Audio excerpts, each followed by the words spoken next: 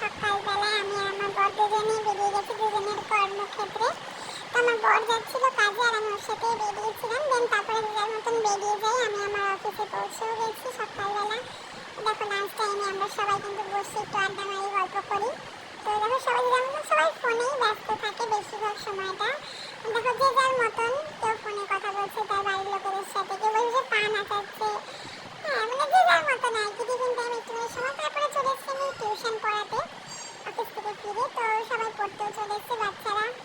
এটা হচ্ছে সব থেকে ছোট বাচ্চা, খুদে শিশু একেবারে। তারপরে এসছে একটু বড়, তারপরে আরেকটু, এরকম করে করে প্রত্যেকে পড়তে এসছে। অ্যাট লাস্ট হচ্ছে সব থেকে বড় যে শিশুটি সে এসছে অ্যাট লাস্ট পড়তে। তো যাই হোক সবাই এসছে, আমি ওকে বসতেও বললাম আসন পেতে। প্রথমে উল্টো পাতালো, দেন তারপরে আবার ঠিকঠাক করে পাতিয়ে বসলো টসলো। দেন আমার বোন একটা জিনিস বানিয়েছিল, ইউটিউব দেখেছিল, সবাই মিলে এক্সপেরিমেন্টও করছে। যেটা জিনিসটা আসলে কি সবাই বুঝতেও চাইছে। এই আবার রুমাল বার করেছে অনেকগুলো, যেটা দিয়ে এক্সপেরিমেন্ট করবে। লাস্টে ছোট্ট স্টুডেন্ট, সেও এক্সপেরিমেন্ট করলো পেন্সিল দিয়ে। তারপরে এই বলছে আমি সব পেন দিয়ে ইউজ করে দেখবো জিনিসটা হয় কিনা। তো যাই হোক দেখলো সবাই সাকসেসফুল বলেছে জিনিসটাকে। এটাই সব থেকে বড় আনন্দ। আর বোনও খুব খুশি হয়েছে যে সবাই জিনিসটাকে ভালো বলেছে। তো ভিডিওটা যদি তোমাদের ভালো লেগে থাকে তাহলে like, comment, share and subscribe করে দিও চ্যানেলটাকে।